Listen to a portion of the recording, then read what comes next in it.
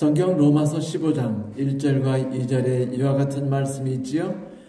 우리 강한 자가 마땅히 연약한 자의 약점을 담당하고 자기를 기쁘게 하지 아니할 것이라. 우리 각 사람이 이웃을 기쁘게 하되 선을 이루고 덕을 세우도록 할지니라. 한 여행자가 말과 당나귀에 짐을 싣고 먼 길을 떠났습니다. 처음에는 모두가 즐겁고 기쁜 시간을 가졌죠. 그런데 길이 오랜 길이었기 때문에 당나귀가 지치게 되었어요. 그래서 당나귀는 동행하는 말에게 도움을 요청했습니다. 견디기가 힘이 드니 내 짐을 조금만 덜어줄래? 그러나 지금까지 친구 삼아서 즐겁게 함께 길을 가던 말이 당나귀의 요청을 거절했습니다. 내 짐도 무거운데 어떻게 내 짐까지 들어준단 말이야? 결국 기진맥진한 당나귀는 얼마 가지 못해서 쓰러져 죽었습니다. 그러자 주인이 곧 당나귀가 지고 가던 모든 짐과 죽은 당나귀의 털가죽을 벗겨가지고 말의 등에 실었어요. 여행이 다 끝날 때까지 말은 고생고생하면서 길을 가게 됐습니다. 참으로 재미있는 이야기죠. 동정심이 없던 말이 자기가 볼 때 큰 가치가 없다고 생각했던 당나귀를 돕지 않아서 결국은 당나귀가 지고 있던 모든 짐까지도 자기가 지고 가야만 했다는 것입니다. 당나귀가 죽고 말이 그 당나귀가 지던 모든 짐을 다 지고 가면서 얼마나 시불시불 그랬을까요? 당나귀 욕하면서 그놈이 살아서도 별 도움이 안 되더니 죽어서까지 내게 고통을 준다고 말입니다. 사실 어떻게 생각하면 만약 말이 마음만 먹었다면 어떻게 됐을까요? 그는 여유 있게 자기의 삶을 즐겼을 것입니다.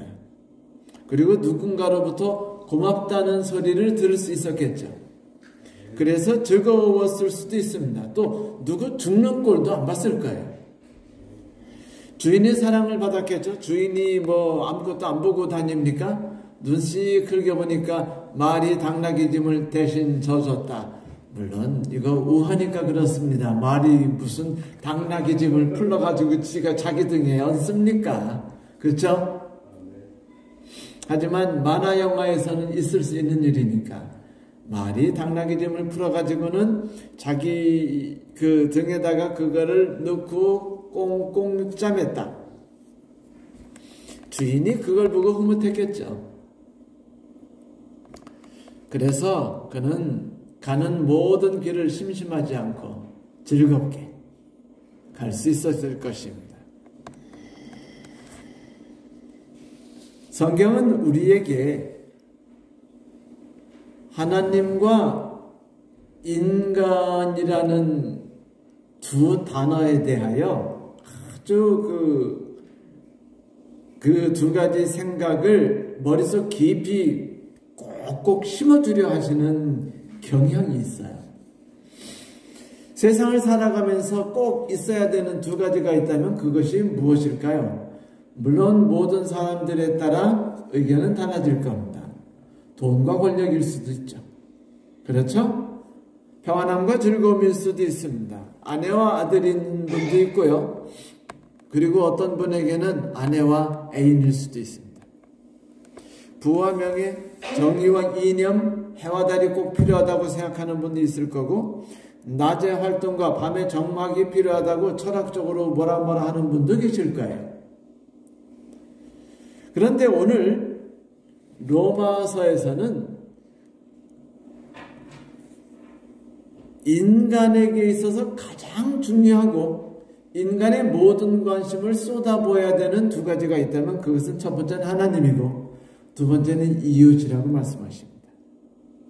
하나님께서 우리를 얼마나 사랑하셨으며 우리를 어떻게 보호하셨는지, 그분께서 얼마나 우리와 함께 다니기를 즐겨 하시는지를 우리가 깨닫고 그 사실을 인해 즐거워하는 것이 꼭 필요하다는 것이죠.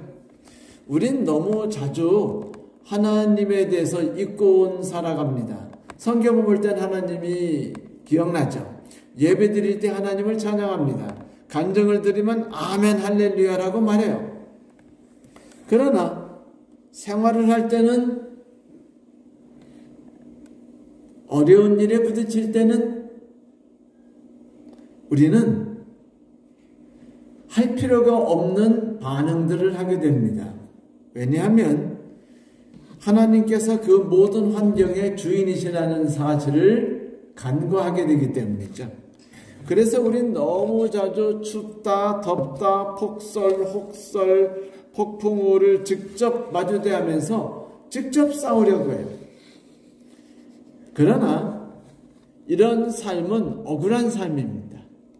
왜냐하면 우리가 그 모든 뒤에서 일하시는 하나님만 바라볼 수 있다면 미소를 띠면서 그 환경들을 대할 수 있기 때문이죠. 그 환경이 남편일 수 있고, 그 환경이 이웃사람일 수 있으며, 그 환경이 동료일 수 있어요. 세상을 지배하고 이끄는 분이 결국은 하나님이라는 사실을 잊게 될 때 우리는 분노하게 되죠. 우리는 섭섭해합니다. 우리는 우울해합니다. 우리는 비통해하죠. 그런데 내가 지나왔던 모든 인생길을 바라볼 때 내가 눈여겨봐야 할 것은 내가 만들어낸 나의 발자취가 아니에요. 사람들은 항상 자기가 만들어낸 자기 발자취에 대해 신경을 많이 씁니다. 그런데 우리가 지나간 길을 통해서 눈여겨보고 신경 써야 되는 것은 그 길을 인도하신 하나님이에요. 이끌어주신 하나님에 대한 감사함을 우리가 떠올리지 않고는 내 얼굴의 인상이 얼마나 그냥 일그러져 있는지를 깨닫지 못하고 살아갈 수 있습니다. 사도 바울은 그래서 우리에게 오직 하나님 속에서 당하는 모든 환경을 슬픔과 고통이 아니라 기쁨과 만족으로 변환시키라고 요청하시는 거예요. 그리고 나서 하나님께서는 이웃의 중요성에 대해서 이야기를 시작하셨죠. 로마서 15장을 통해서요. 아마도 그 바울은 요즘과 같이 그 살기 힘들어지고 팍팍해진 이 세상에서 우리를 진정으로 행복하게 만들어줄 수 있는 것은 우리를 불행하게 만들어준다고 생각하고 있는 저놈의 이웃이라는 사실을 깨닫고 있었어요. 그래서 그는 성경절을 통해서 이 땅에서 지치지 않고 멋지고 행복하게 사는 법을 강의하려고 하는 것이죠. 그는 말했습니다. 우리 강한 자가 마땅히 연약한 자의 약점을 담당하고 자기를 기쁘게 하지 아니할 것이라. 우리 각 사람이 이웃을 기쁘게 하되 선을 지르고 덕을 세우도록 할지니라. 여기 그 악인들을 보면서 피하라고 말하던가요? 지혜롭게 맞서 싸우라고 말하던가요? 아닙니다. 오히려 그 사람들이 연약한 자니까 그 사람들의 연약한 점을 감당하라고 말해요. 담당하라고 말합니다. 바울이 왜 이런 이야기를 그리스도인들에게 강조해서 전했을까요? 어쩌면 AD 60년이 다 돼서 바울이 자기가 살아왔던 모든 그 이스라엘 삶과 로마와 그리고 소아시아 지역에 있는 사람들의 삶을 바라보면서 뼈저리게 느꼈던 것이 있었기 때문일 겁니다. 바로 만약 우리 그리스도인들이 이웃에 대한 정을 잃어버리고 무관심해지며 그들이 우리가 도울 대상이 아니라 그들을 우리를 괴롭히는 자로 생각해서 방어하기에 급급하려는 정신을 갖는다면 예루살렘 성이 불쌍한 이들, 가련한 이들을 보호하고 힘을 주는 장소가 아니라 억압하는 장소로 변할 수밖에 없지 않았느냐라는 것입니다.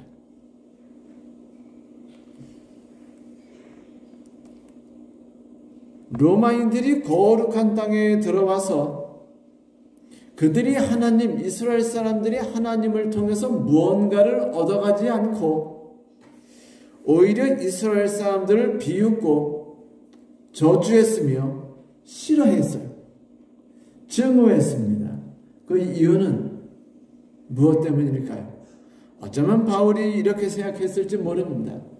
그들이 하나님을 진정으로 의지하고 이웃 사람들을 사랑하지 않았기 때문이다. 그렇게 된다면 우리도 세상 사람들과 다를 것이 하나도 없기 때문이죠. 물론 그 상황은 요즘 우리가 살고 있는 세상과 비슷할 수도 있어요. 많은 사람들이 기독교 학교에 들어가서 신앙을 열심히 배웁니다. 물론 강제로 지식을 부여받죠. 우리는 신앙을요, 어떻게 키우는 줄 아세요? 삼육학교나 그런 곳에서는 성경 공부를 하고 시험 문제를 풀어가지고 신앙을 키우려고 해요. 여러분, 신앙이라는 것은 성경을 암기하고 시험 문제를 잘 푼다고 해서 자라나는 게 아니에요. 그죠? 그런데 왜 이렇게 그 목사님들은 성경 문제를 힘들게 만드시는지 언제가 말씀드렸을 수 있어요. 우리 아들이 삼육중학교 시험 보러 갔다가 성경 점수를 빵점을 맞았어요. 딴 것들은 잘 맞았는데. 이게 왜 그랬냐면 우리는 그 나이가 알아야 되는 하나님에 대해서만 알려줬어요. 그리고 복잡한 것들은 안 가르쳐줬습니다. 그랬는데 우리 아들이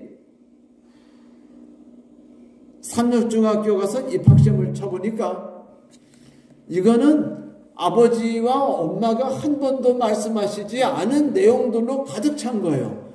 예를 들면 그 이스라엘 성전 앞에 두 기둥의 이름을 써라. 그럼 어떻게 쓰죠? 아세요 혹시?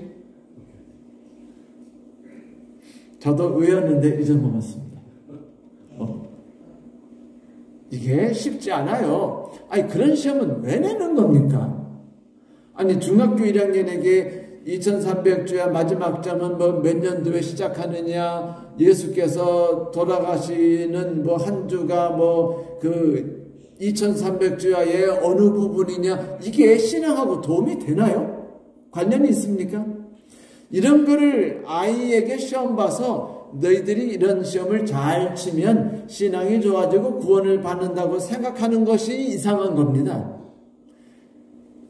성경에 대한 시험이라면 그걸 통해서 그 아이들이 하나님을 만날 수 있도록 도와야 하지 않을까 하지만은 또 그렇지도 않아요, 사실 생각하면. 왜냐하면 성경을 시험 문제 냈는데 다 똑같이 100점 맞으면 어떻게 해요?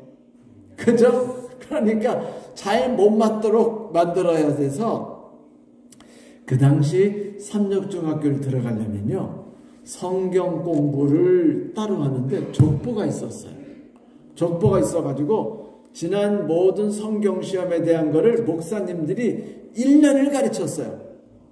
그래가지고 아이들이 성경 시험을 잘 봐가지고 삼육중학교를 들어갈 수 있었습니다.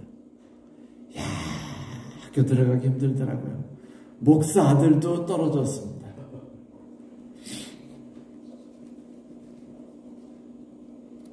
이렇게 신앙이라는 것이 지식으로서 강제로 떠먹여지는 것을 통해서 우리들이 신앙을 배울 수 없다는 걸 우리는 잘 알지요. 그렇지 않습니까?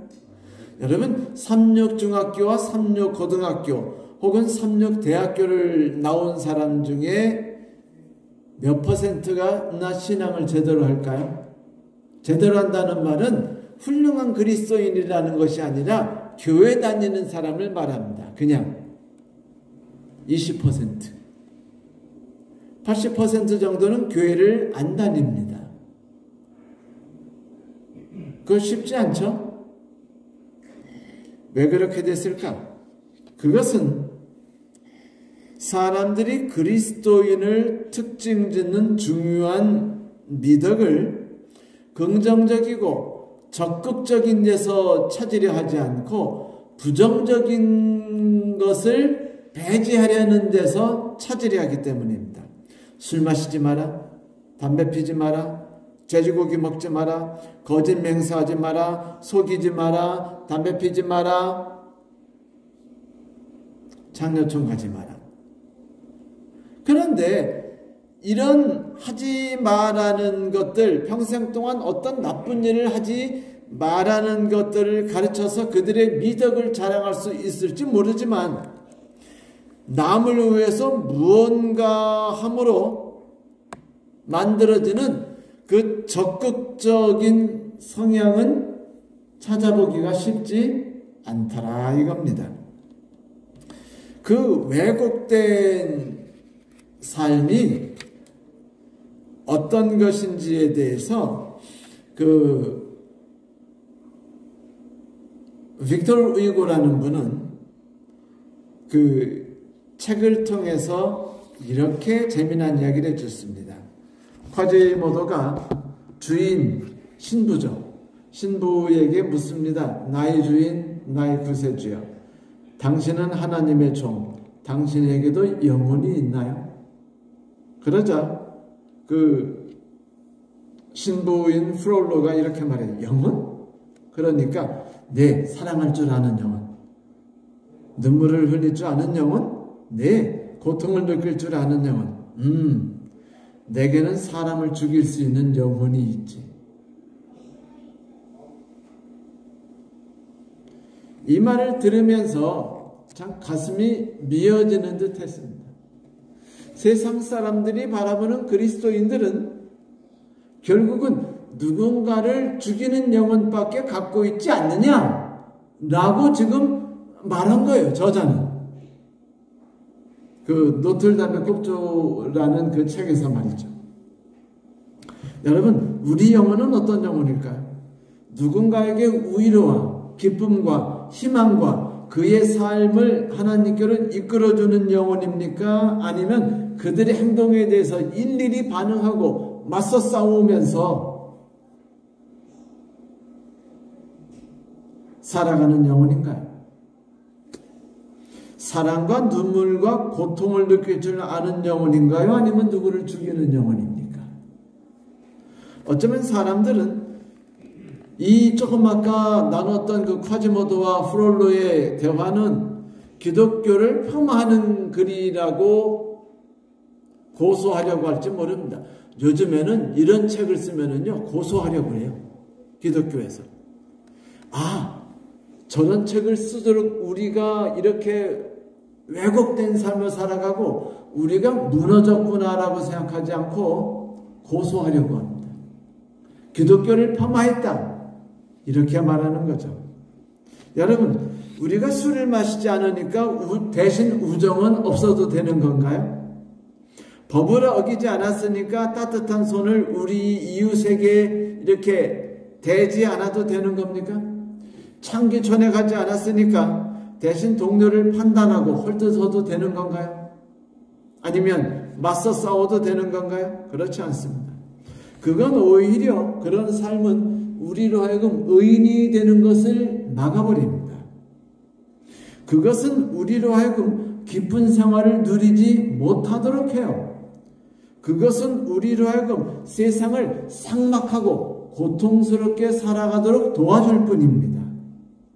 사람들은 묻지요. 내가 어떻게 하면 의인이 될 수 있을까요? 어떻게 하면 좀 더 행복하고 좀 더 건강하고 재산도 모으고 그리고 잘 살 수 있습니까? 사도 바울은 그들의 질문에 대해서 엉뚱한 대답을 합니다. 우리 강한 자가 마땅히 연약한 자의 약점을 담당하고 자기를 기쁘게 하지 않을 것이라. 그리고 우리 각 사람이 이웃을 기쁘게 하되 선을 이루고 덕을 세우도록 할지니라. 성도 여러분, 사도 바울은 이렇게 말해요. 우리 강한 사람들아, 저기 약한 사람들을 받아주고 기쁘게 하라. 우리는 학교 다니면서 학폭에 당했다고 웁니다. 그리고 고통스러워하고 학교 다닐 때 우리를 괴롭힌 애들에 대해서 이제 지금 나이 돼서 그들을 고발하고 그들을 인터넷에 노출시켜가지고 완전히 까뭉개버려요. 멋진 복수죠. 그것은 이렇게 말하는 것과 마찬가지입니다. 나의 삶에 함께 하신 하나님은 안 계셔요. 내가 살아간 인생은 오로지 고통과 나를 괴롭히는 사람들과 나에게 불행을 끼치는 사람들밖에 존재하지 않습니다라고 노래 부르는 것과 마찬가지입니다. 그리스도인의 사랑은 이기적이라기보단 차라리 다른 사람들과 함께 나누기를 좋아하고 그들과 함께 행복을 나누는 일에 가까이 하려 하는 사람이어야 됩니다. 그런데 그것은 나보다 못하다고 여기는 사람들, 나보다 악하다고 여겨지는 사람들에 대한 것이에요. 그러므로 사도 바울이 말한 겁니다. 우리 믿음이 강한 자, 믿음이 강한 자들이여라고 말하지 않고 우리 믿음이 강한 자라고 말했습니다. 우리 집사람이 가끔 전화를 통해 말할 때 보면 그 사람과 항상 이런 식으로 이렇게 말을 할 때가 있어요. 우리가. 그리고 우리가. 그런데 그 우리가라는 말이 신기하게 이 서로의 관계를요 아주 밀접하게 만들어주는 것을 제가 발견했습니다. 우리는 그렇지 않잖아? 이런 식으로 말이죠. 그 우리라는 말이 참 멋진 말이에요. 사도 바울은 뭐라고 말을 시작하죠? 우리가라고 말을 시작합니다. 우리가 강한 자야.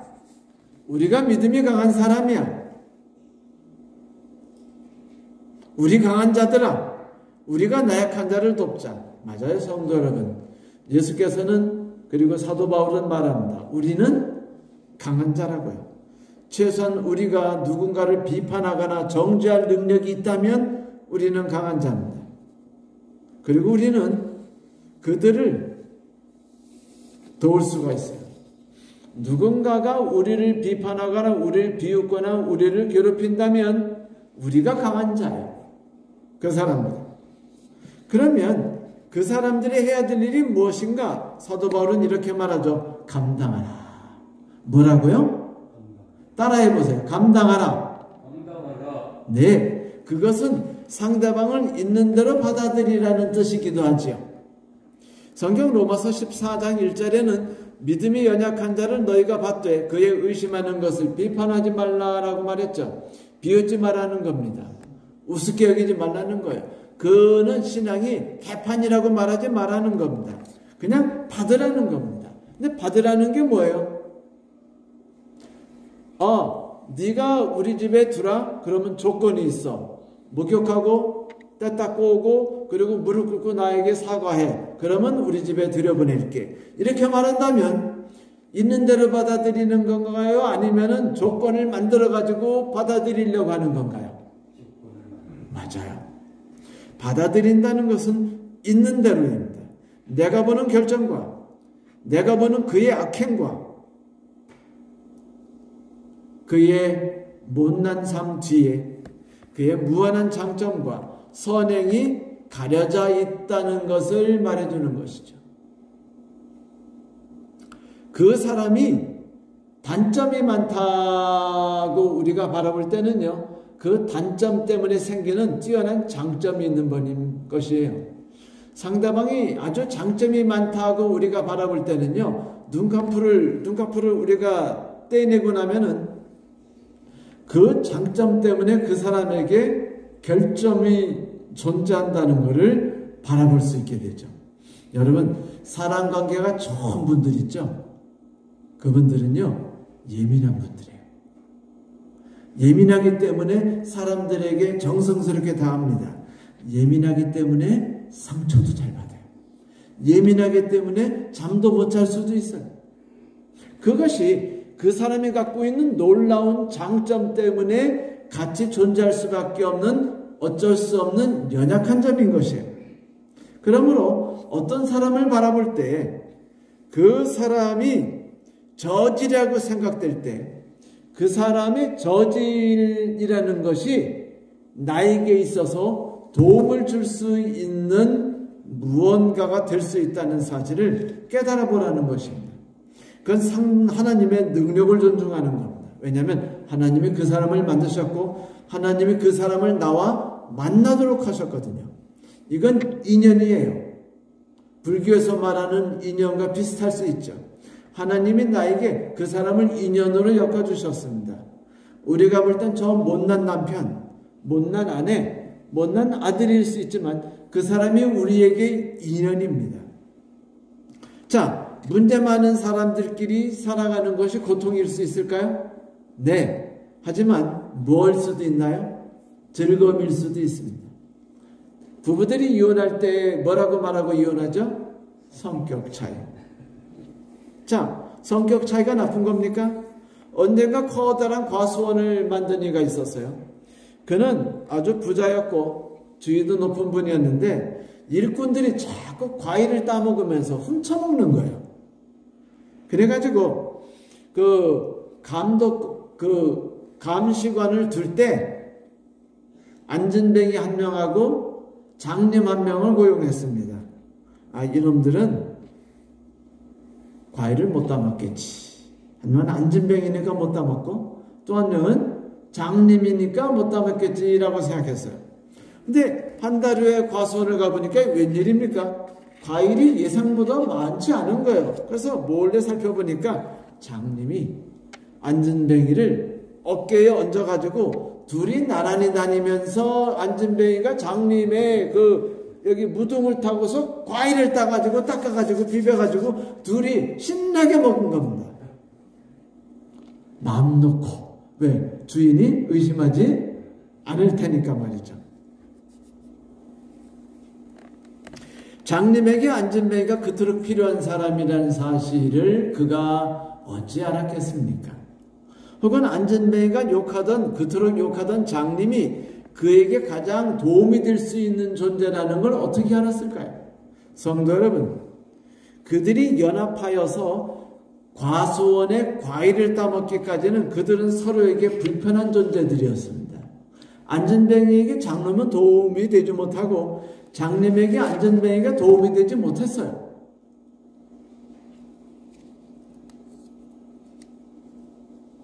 그렇습니다. 성도 여러분, 우리는 사랑은 위대하다라고 말하죠. 그렇지 않습니까? 그것은 사랑은 상대방을 있는 대로 받아들이고 상대방의 필요를 채워주기 위해서 무언가 하려 하며 상대방을 불쌍히 여기는 마음으로부터 시작되는 존재이기 때문이에요. 사랑이라는 것이. 내가 상대방을 불쌍히 여기지 않으면 내게는 사랑은 존재하지 않는 것입니다. 사랑이 아니라 협력하는 정신일 수 있죠. 잘 살아가는 방법을 행하는 것일 수 있습니다. 그러나 잘 살아가는 방법을 행하는 것이 사랑은 아니에요. 어디에선가 강의하는데 이런 얘기를 하더군요. 성공하는 방법, 경영에서 성공하는 방법, 마케팅에서 성공하는 방법 간단하다. 대화를 잘하면 된다.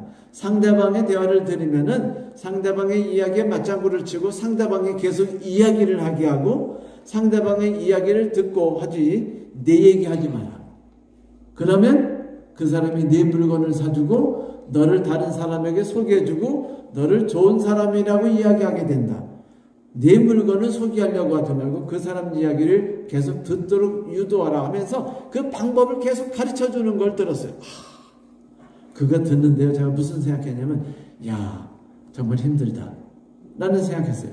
그러나 여러분, 그가 그렇게 해서 성공했다고 해서 그 사람이 상대방을 사랑하거나 불쌍히 여긴다는 건 아닙니다. 상대방을 이용하는 기술을 익힌 것뿐이죠. 그것은 나를 성공하게 만들어줄지 모르지만 나로 하여금 따뜻하게 만들어줄 수 있는지는 몰라요. 그거는 별개의 이야기입니다. 사랑은 위대하죠. 그것은, 사랑이라는 것은 누군가를 위해서 내 생명을 바치는 행위이기 때문이에요. 그가 불쌍했기 때문이죠. 부모님의 사랑이 위대한 것은 자식이 아무리 얄밉더라도, 자식이 나에게 해를 가하더라도 자식이 어려울 때 그를 위해서 나의 모든 삶을 던지기 때문에 사랑이 위대한 거 아니겠습니까? 예수를 위해 희생당하시는 예수를 사람들이 비웃었어요. 조롱했습니다. 십자가에 매달았어요. 옷을 제비 뽑았습니다. 그때 예수께서 뭐라고 말씀하셨는지 아시죠? 분개하지 않았어요. 이렇게만 했죠. 아버지여, 저들을 용서하시옵소서. 저희는 아무것도 모르는 사람들입니다. 본문을 다시 볼까요? 우리 강한 자가 마땅히 연약한 자의 약점을 담당하고 자기를 기쁘게 하지 아니할 것이라. 성도 여러분, 하나님께서는 우리에게 이렇게 말씀하셨어요. 우리는 강한 자다. 강한 자는 별거 아닌 일에 상처받지 않은 자들입니다. 강한 자들은 누가 우리를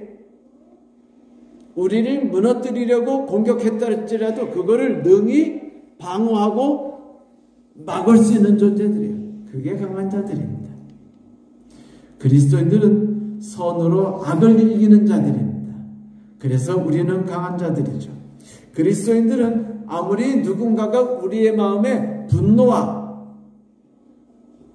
우라치밀어 오르는 것과 속상함과 절망감을 심어주려고 노력한다 할지라도, 아무리 사단이 내 동료를 통해, 내 남편을 통해서, 내 아내를 통해서 그런 마음을 우리 마음속에 집어넣으려 할지라도 강하게 맞서 싸워서 그런 정신이 우리 안에 들어오지 못하도록 막는 자입니다. 하나님이 세워주신 이 강한 성을 보호할 수 있는 자이죠. 그게 바로 우리입니다. 나이죠. 자, 기쁘게 한다는 게 뭘까요? 강한 자는 내가 행복하기 위해서 인생을 살아가려 하지 않아야 된다고 사도 바울은 말해요. 사도 바울은 이렇게 말하죠. 내가 어떻게 하면 저 사람을 좀 더 멋지게 만들어줄 수 있을까? 이런 일을 잘하는 분이 우리 집 사람입니다. 제가 문제가 많은데도 불구하고 저를 조금 더 멋지게 만들어주도록 아주 애를 쓰고 있거든요. 그런데 그런 일을 하기 위해서는요, 필요한 게 많아요. 첫째, 불쌍히 여길 줄 알아야 돼요. 불쌍히 여기지 않으면 어떤 생각이 떠오르죠? 분노하게 돼요. 짜증나게 됩니다. 속상하게 돼요. 근데 불쌍하게 여겼기 때문에 어른이 앵앵 우는 애기 달래듯 할 수 있는 겁니다. 애기가 울어요. 애기가 응아쌉니다. 어른이 울거나 어른이 응아싸면은 짜증나요, 안 나요? 치매 걸린 분들은 오래 봉사하지 못하는 이유가 그거 아닙니까? 그런데 불쌍히 여겼기 때문에 응아하는 것도 이쁘고, 그리고 애기기 때문에 응아하는 것도 이쁘고, 우는 것도 다 받아들일 수 있어요, 없어요? 받아들일 수 있게 됩니다. 그 자세를 갖게 될 때 우리는 그 아이를 건강하게 키워낼 수 있는 겁니다.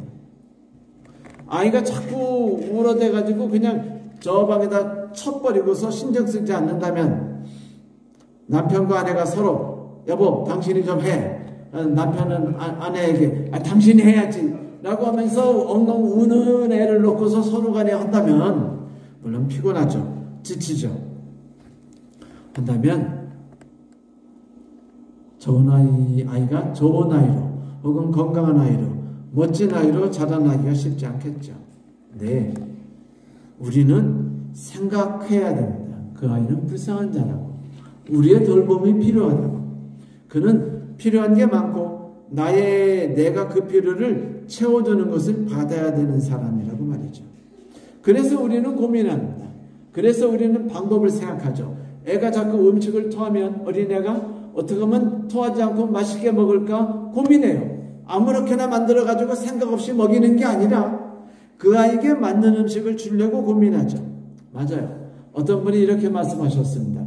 훌륭한 이웃이란 친구가 보여주는 여행 사진을 밤새 같이 보면서도 자기도 거기 갔었다고 말하지 않는 사람이다.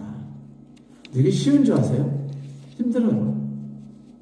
이것은 많이 생각했고 많이 결정했고 그 사람의 마음에 동참하고 즐겁게 해주려겠다는 결심을 했기 때문입니다. 그러지 않으면요, 에이 거기 별거 아니야 해가지고 괜히 기분 나쁘게 만들어가지고 친구끼리 툭탁거리고 결국은 밤새 그날 밤에 뭐 같이 자겠다고 하고 뭐 옆에다가 뭐 사이다 사다 놓고 까자 사놨었는데 씩씩거리고서 그날 밤중에 서로 간에 흩어져서 넌 너네 집에 가 그러고 그래 내가 너네 집에 잘 줄 아니? 하고 헤어지는 것과 같아요. 재미난 이야기죠. 성도 여러분, 이웃을 기쁘게 한다는 것, 그것은요 내게 또 한 명의 내가 좋아하게 된 친구가 생겼다는 걸 뜻하는 겁니다. 우리는 이웃을 기쁘게 하죠. 그 소리는 내가 사려 깊은 자가 드디어 됐다라는 소리입니다. 우리가 이웃을 기쁘게 했죠. 그것은 내가 못난 남편에 대해서 일희일비하는 어린애가 아니라 그것을 넘어서서 못난 남편을 잘 다독거려서 훌륭한 사람으로 만드는 더 훌륭한 사람이 되었다는 것을 말하는 겁니다. 그러니까 성경에서 여성을 뭐라고 말했어요? 돕는 배필. 자, 돕는 배필 뜻이 뭐라고 그랬죠? 윗사람이 아랫사람을 돕는 것을 돕는 배필이라고 말한다. 아랫사람이 비서처럼 윗사람을 돕는 게 돕는 배필이 아니에요. 그러므로 아내가 남편을 돕는다는 것은 에이그 칠칠치 못하게 오늘도 뭐 흘리고 갔구나. 오늘도 설거지하고는 뒷정리 안 하고 오늘도 청소하고는 또 뒷마무리 안 해가지고 개판을 만들어 놓고는 미소 지면서 뭐 청소 다 했어 라고 아주 그냥 막 의기양양 청소하는 그 소리 지르는 남편을 보면서 그래 네가 뭐 애지 너는 내 도움이 필요하지 이렇게 하면은요 내가 어른이 된 겁니다. 그리고 애를 잘 키울 수 있죠.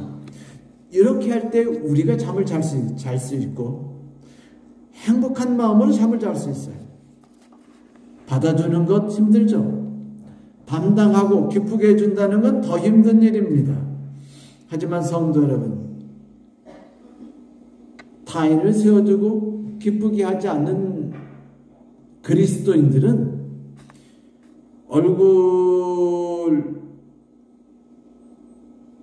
머리를 빗질은 하는데 머리를 감지 않는 것과 똑같아요. 유대지방에 한 부자가 살고 있었습니다.